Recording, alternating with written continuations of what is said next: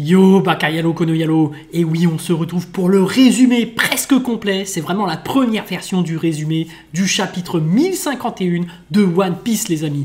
Oui, je sais, c'est bizarre, comment ça se fait que je mette une vidéo aussi tard le soir, etc.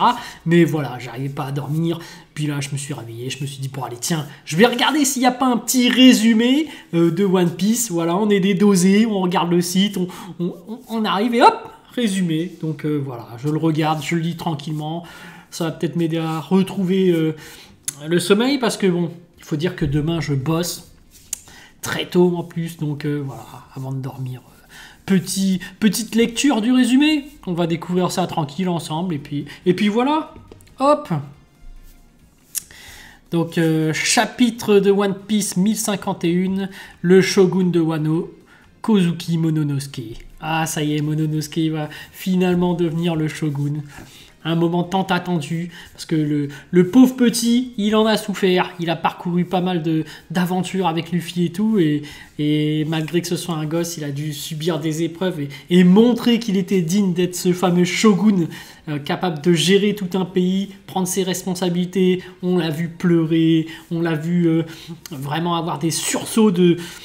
comment dirais-je, de courage pour, voilà, réussir à faire des dingueries face à Kaido, à se transformer en dragon, et même il a sacrifié finalement sa jeunesse, hein, parce qu'il était petit et paf, là il est devenu grand, et du coup là, en contrepartie il devient shogun. C'est compliqué pour lui, parce qu'il est encore petit dans sa tête, mais il est grand et il doit déjà gérer. Ah, c'est compliqué quand t'as pas l'expérience, mais bon. Couverture, le Germa 66 s'échappe.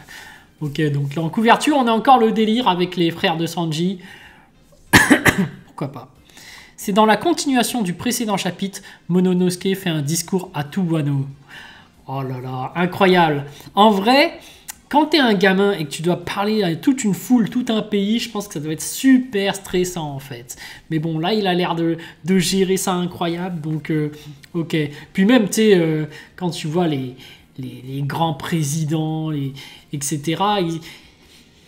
Je trouve que leur discours, c'est un peu préparé, c'est pas naturel, tu vois, c'est pas des vrais discours. Enfin voilà, ça c'est ma perception. Parce que bon, quand tu vois, par exemple, bon allez, on va citer des noms, Pécresse qui fait un meeting, tu te dis, ah, il y a un truc bizarre, c'est pas naturel, voilà. Bon, après, bon, Momonosuke, tu vois, ça doit être encore plus compliqué pour lui parce qu'il n'a pas beaucoup d'expérience de vie. Donc, pour pouvoir faire un discours en public, c'est compliqué, tu vois.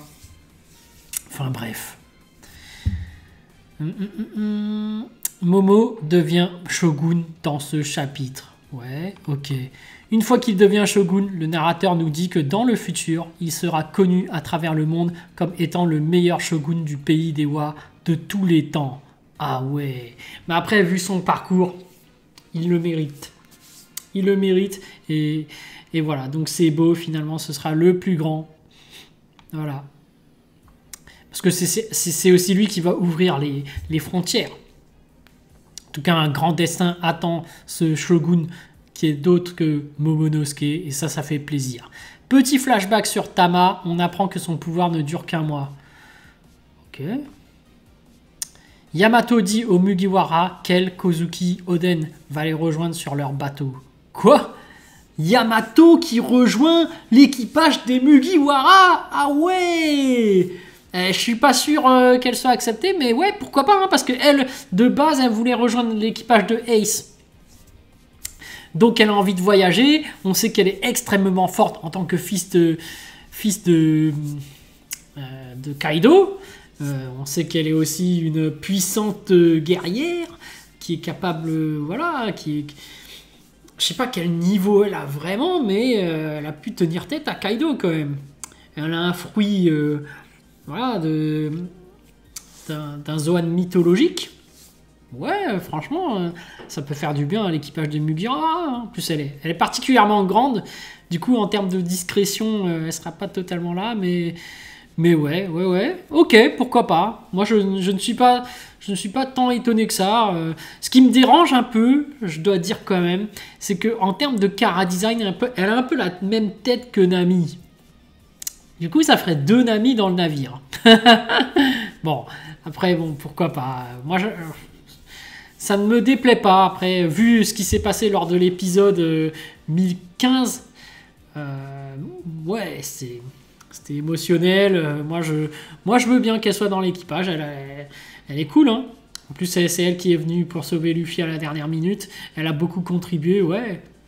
Elle a envie de voyager, pourquoi pas. Après, c'est ça, le One Piece, c'est l'aventure, c'est le voyage, c'est la liberté. Et quel est le meilleur objet pour représenter tout ça, bah, comme je le disais, c'est le chapeau de paille. Donc pour moi, le One Piece est forcément le chapeau de paille. Et ça, on le voit dans le logo, on le voit dès le premier épisode, dès le premier chapitre. Ouais, le chapeau de paille, c'est le One Piece pour moi. Ok. Certains sont joyeux et d'autres sont étonnés. Ouais. Mais après, je la vois mal rester, hein, puisque son rêve, c'est de partir. Ok, donc il n'y a pas de pause la semaine prochaine. Le chapitre 1052 de One Piece sort le 10 juin 2022. Et donc là, voilà, c'était le 1051. Ok, ça a l'air d'être un chapitre sympathique, joyeux. Mononosuke qui, voilà, devient le shogun officiellement. Il l'a mérité. Et finalement, Yamato qui rejoint les Mugi. Voilà, c'est un chapitre qui va être cool, mais il n'y aura pas de tension, il n'y aura pas de combat, il n'y aura pas de trucs super badass. Quoique, Mononosuke va faire peut-être une entrée en scène super badass.